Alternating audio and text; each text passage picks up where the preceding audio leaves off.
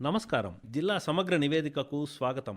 ఈ కార్యక్రమం ద్వారా ఆయా జిల్లాలలో అభివృద్ధి కార్యక్రమాలు, ముఖ్య ఘటనలు, పరిణామాలు మరియు ఇతర అంశాల గురించి తెలుసుకుంటున్నాం కదా. ప్రస్తుతం హన్మకొండ జిల్లా నుంచి పి శ్రీనివాసరావు గారు అందుబాటులో ఉన్నారు. ఆయన్ని అడిగి మరిన్ని వివరాలు తెలుసుకుందాం. నమస్కారం అండి పి శ్రీనివాసరావు గారు. నమస్కారం అండి. ఈ మధ్యకాలంలో హనుమకొండ జిల్లాలో చోటు చేసుకున్న ప్రధాన సంఘటనలు, విశేషాలు ఏమున్నాయి? వాటి వివరాలు తెలపండి. గత నెలలో చూసినట్టయితే కేంద్ర ప్రభుత్వం కేంద్ర సంక్షేమ పథకాలని ప్రజలకు చేరవేయాలనే దిశలో వికసిత్ భారత్ సంకల్ప యాత్రని ఏర్పాటు చేసింది. ఈ యాత్ర జిల్లాలోని 208 గ్రామ పంచాయతీల్లో కొనసాగుతుంది. ఇక రాష్ట్ర ప్రభుత్వం ప్రజాపాలన కార్యక్రమం చేపట్టడంతో ప్రతి గ్రామ పంచాయతీలో కూడా ఉదయం సాయంత్రం ప్రజాపాలన కార్యక్రమం కూడా కొనసాగుతుంది. ఆరోగ్యశ్రీ ఏదైతే 5 లక్షల నుండి 10 లక్షలకు రాష్ట్ర ప్రభుత్వం పెంచిందో దీనికి సంబంధించి జిల్లాలో అత్యధిక మంది లాభం పొందబోతున్నారు. ఇదే కాకుండా జిల్లాలో మత్తు పదార్థాల నియంత్రణ కోసం పోలీసులు కఠిన చర్యలు తీసుకుంటున్నారు. హనుమకొండ జిల్లాలో వికసిత్ భారత్ సంకల్ప యాత్ర ఏ విధంగా కొనసాగుతుంది? కేంద్ర ప్రభుత్వం అమలు చేస్తున్న సంక్షేమ పథకాలు అర్హులైన ప్రతి లబ్ధిదారుడికి అవగాహన కల్పించడంతో పాటు ఆ పథకాల ద్వారా వారు లబ్ధి పొందే విధంగా చేసేందుకు కేంద్ర ప్రభుత్వం వికసిత్ భారత్ సంకల్ప యాత్ర అనే కార్యక్రమం ద్వారా కేంద్ర సంక్షేమ పథకంపై అవగాహన ప్రచార వాహనాన్ని ఏర్పాటు చేసింది. హన్మకొండ జిల్లాలో గత నెల 16 నుండి ప్రారంభించింది. జిల్లాలోని 208 గ్రామ పంచాయతీల్లో రోజుకు 2 గ్రామ పంచాయతీల చొప్పున ఈ వాహనం ద్వారా కేంద్ర సంక్షేమ పథకాలను ప్రజలకు అధికారులు వివరిస్తున్నారు. గ్రామ స్థాయిలో కాకుండా గత నెల 27 నుండి ఈ నెల 10వ తేదీ వరకు అర్బన్ లెవెల్లో కూడా ఈ కార్యక్రమాన్ని అధికారులు చేపట్టారు. వరంగల్ మున్సిపల్ పరిధిలో 30 వార్డుల్లో ఉదయం సాయంత్రం 2 సమయాల్లో 2 వార్డుల్లో ఎంపిక చేయబడిన ప్రాంతాలకు ప్రచార వాహనాన్ని తీసుకువెళ్లి అధికారులు సంక్షేమ పథకాలను వివరిస్తున్నారు. ఈ కార్యక్రమానికి లీడ్ బ్యాంకారి నోడల్ అధికారిగా వ్యవహరిస్తున్నారు. అయితే ఈ కార్యక్రమానికి ఆయా ప్రాంతాల్లో బ్యాంక్ మేనేజర్ల సహకారంతో లీడ్ బ్యాంక్ అధికారులు నిర్వహిస్తున్నారు. హనుమకొండ జిల్లాలో రాష్ట్ర ప్రభుత్వం ఏర్పాటు చేసిన ప్రజాపాలన కార్యక్రమం ఏ రకంగా కొనసాగుతుంది?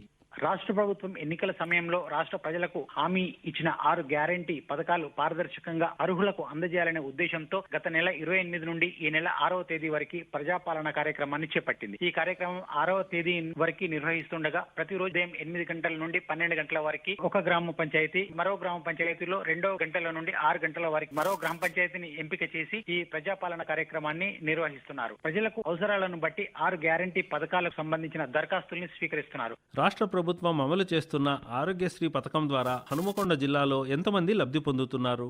పేద మధ్యతరగతి ప్రజలు ప్రైవేటు దవాఖానాలకు వెళ్లి చికిత్స పొందాలంటే ఆలోచించేవారు. దీనికి కారణం ఆర్థిక పరిస్థితులు. ఈ పరిస్థితులను దృష్టిలో పెట్టుకుని ఉమ్మడి ఆంధ్రప్రదేశ్ ముఖ్యమంత్రిగా పనిచేసిన దివంగత వైఎస్ రాజశేఖర రెడ్డి రాజీవ్ ఆరోగ్యశ్రీ పథకాన్ని తీసుకొచ్చారు. ప్రైవేట్ ఆసుపత్రుల్లో కూడా ప్రజలు ఉచితంగా చికిత్స పొందే అవకాశాన్ని కల్పించారు. రేషన్ కార్డులో పేరు ఉన్న ప్రతి ఒక్కరూ రాజీవ్ గాంధీ ఆరోగ్యశ్రీ పథకాన్ని అర్హులు. హనుమకొండ జిల్లాలో మొత్తం 22,08,148 కుటుంబాలు ఉండగా ఇందులో 67,05,561 మంది లబ్ధిదారులు ఆరోగ్యశ్రీ కార్డుల ద్వారా లబ్ధి పొందుతున్నారు. రాజీవ్ ఆరోగ్యశ్రీ పథకం ద్వారా ప్రైవేట్ ఆసుపత్రుల్లో చికిత్స పొందే అవకాశం ఉంది వీరికి. హనుమకొండ జిల్లాలో మొత్తం ప్రభుత్వం 5 ఆసుపత్రుల్లో, ప్రైవేటు 37 ఆసుపత్రుల్లో రాజీవ్ ఆరోగ్యశ్రీ పథకం ద్వారా చికిత్స పొందే అవకాశాన్ని అధికారులు కల్పించారు. ఈ పథకం ప్రారంభించినప్పుడు 2 లక్షల వరకు ఎలాంటి ఖర్చు లేకుండా ప్రైవేట్ ఆసుపత్రిలో చికిత్స పొందే అవకాశం ఉండేది. ఆరోగ్యశ్రీ పథకానికి రాజీవ్ ఆరోగ్యశ్రీ పథకంగా మారుస్తూ పరిధిని 10 లక్షలు పెంచుతూ రాష్ట్ర ప్రభుత్వం నిర్ణయం తీసుకుంది. 208 వ్యాధులకు సర్జికల్ విభాగాలలో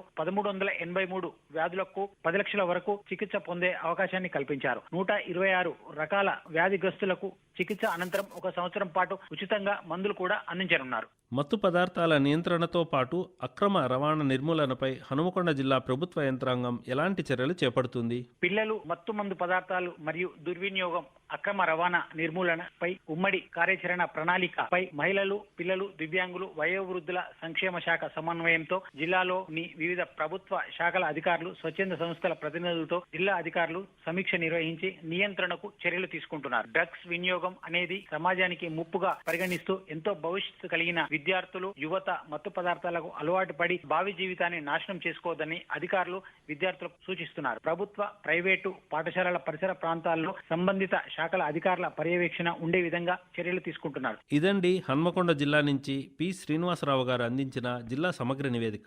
మరో రోజు మరో జిల్లా నుంచి సమగ్ర నివేదికను విందాం. అంతవరకు సెలవు. నమస్కారం.